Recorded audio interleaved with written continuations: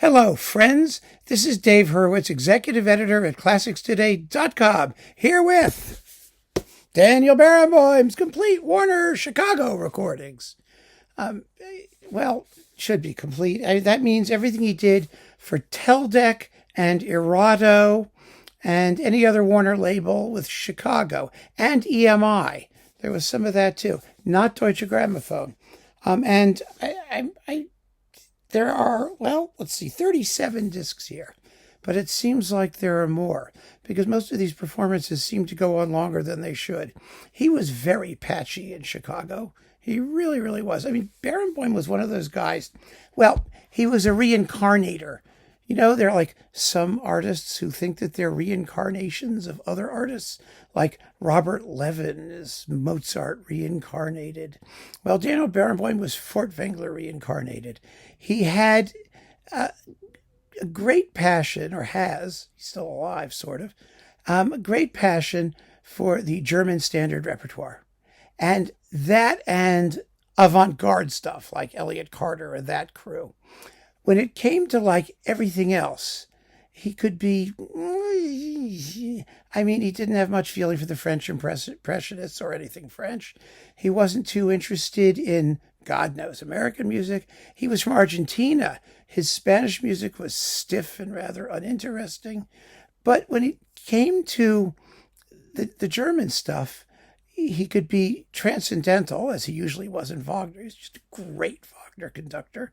Give him props. And he could also be just very Kapellmeisterish, stiff and stodgy. So there he is, and that's what we hear here. So let's go through it. It's, like I said, 37 fun-filled CDs, and we will see where it takes us. There is some great stuff in here, and some surprising stuff. So, don't despair completely. You get the usual crappy little booklet with like nothing interesting in it.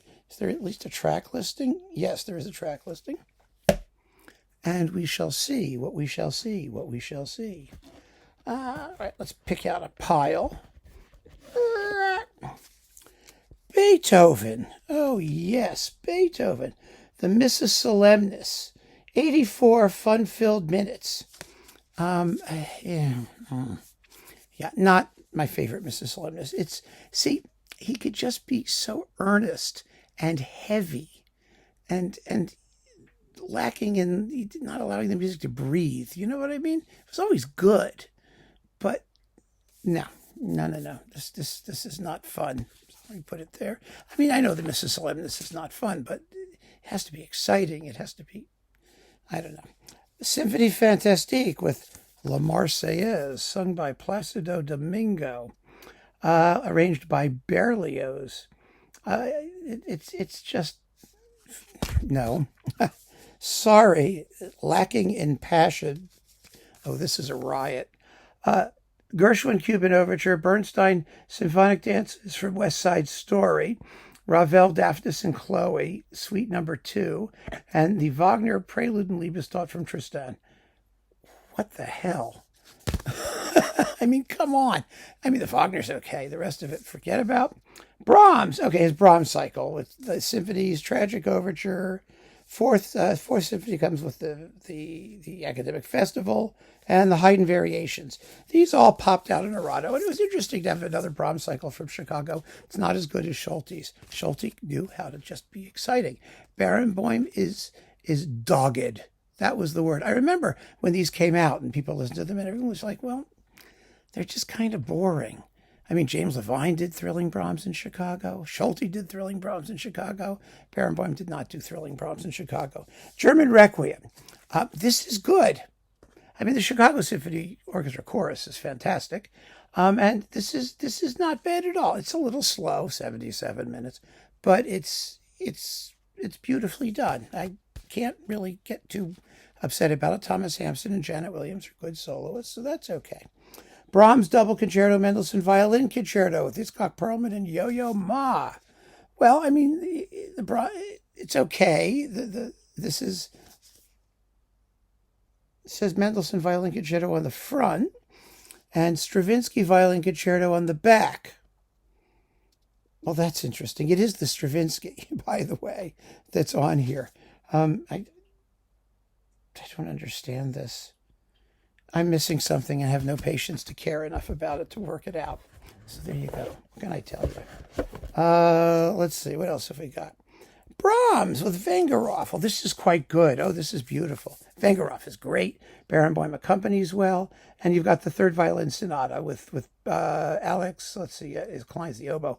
Barenboim's also playing the piano. Beautiful, beautiful record. Terrific.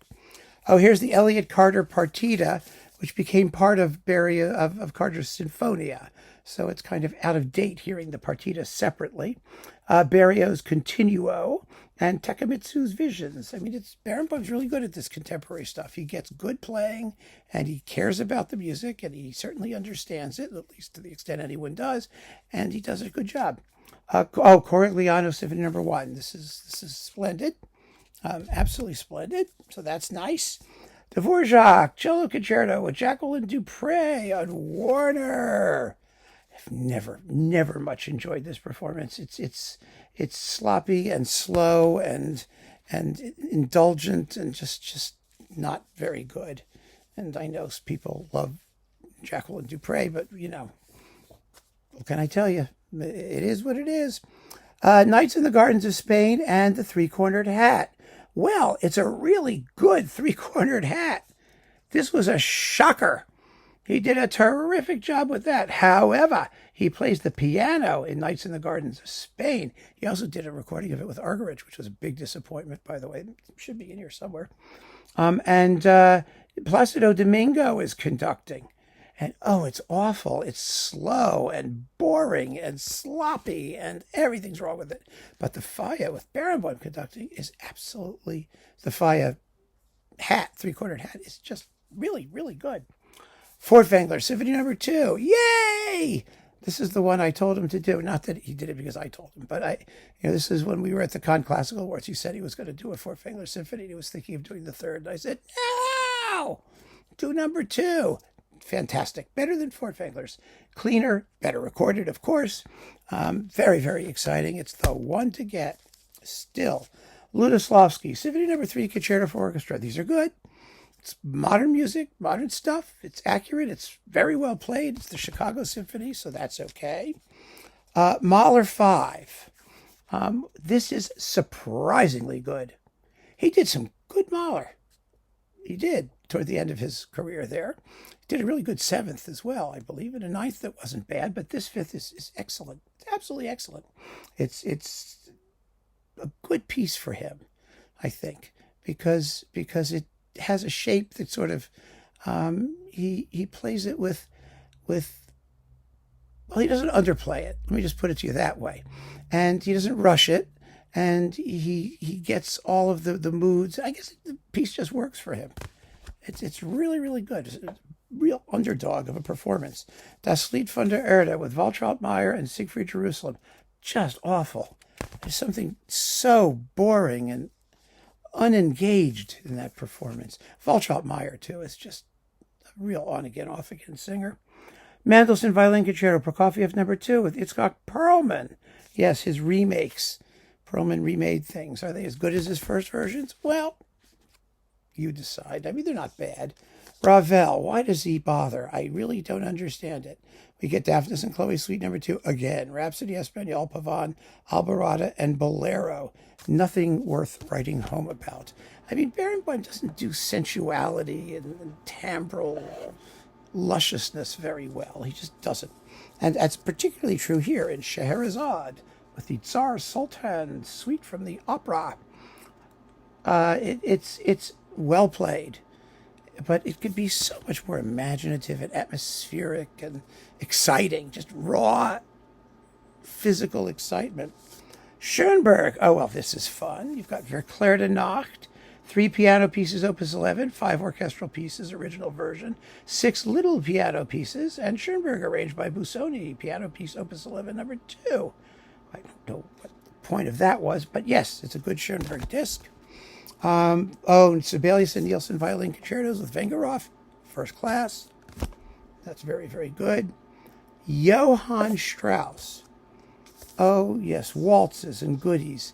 is this the last person in the world you want to hear Johann Strauss doing waltzes and goodies? I mean, he can do them. They're in 3/4. He can do 3/4. And he does 3/4. Okay, so these next pile of stuff here is Richard Strauss stuff. There's more Richard Strauss stuff. I'll make sure I have it all in a clump. Yes, it's in a clump. Okay. So, an Alpine Symphony and the Frauenausstatten Symphonic Fantasy, Don Juan and Don Quixote, Till Eulenspiegel's Lustige Streiche, and Ein Heldenleben.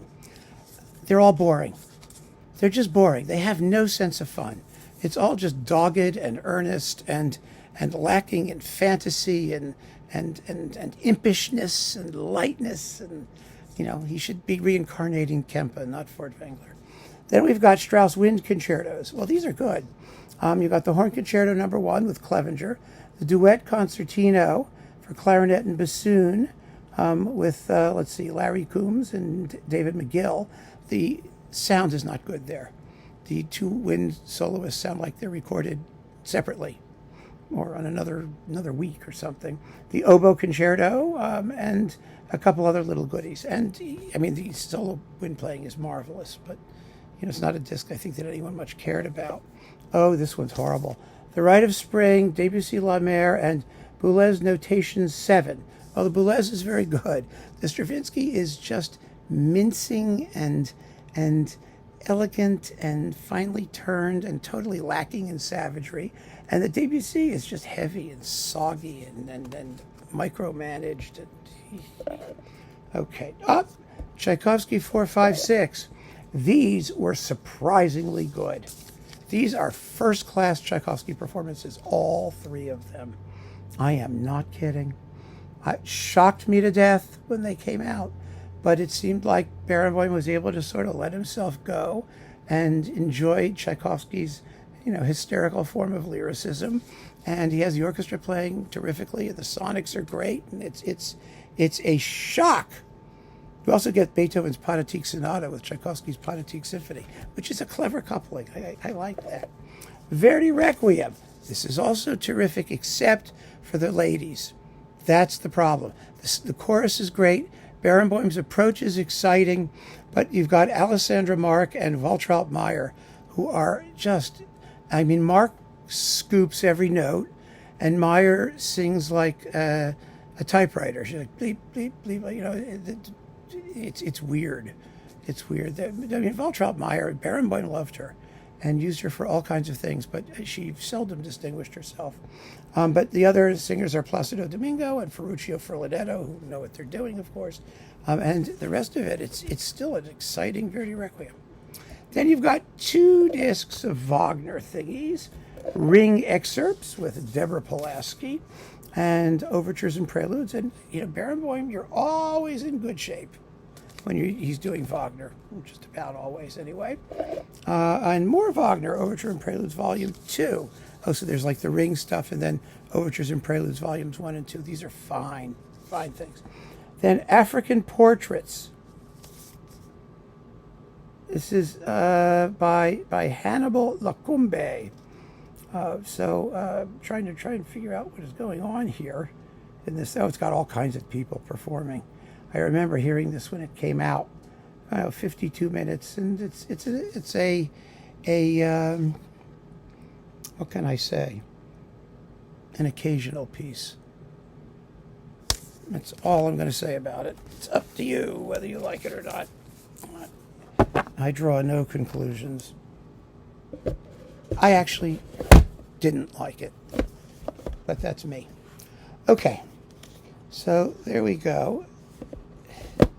That's the Barenboim box. Strange, isn't it? I mean, you gotta wonder, what is it really good for here?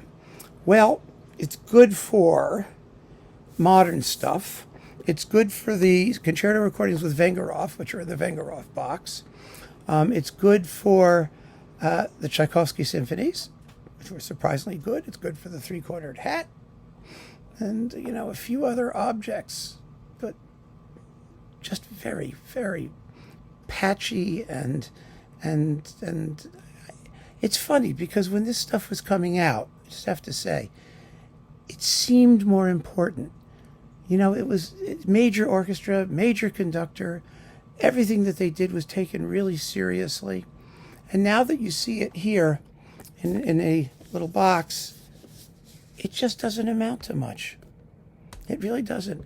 I think Barenboim's best stuff is the stuff he did with Staatskapelle Berlin, the Beethoven cycle, the Schumann cycle, his previous Bruckner cycle in Chicago, which is on Deutsche Grammophon. This was just not a great period either in his career or for the Chicago Symphony when they had him, unfortunately. So there you have it. Keep on listening. Something I don't think you really need, but you may want it. It's up to you. Take care.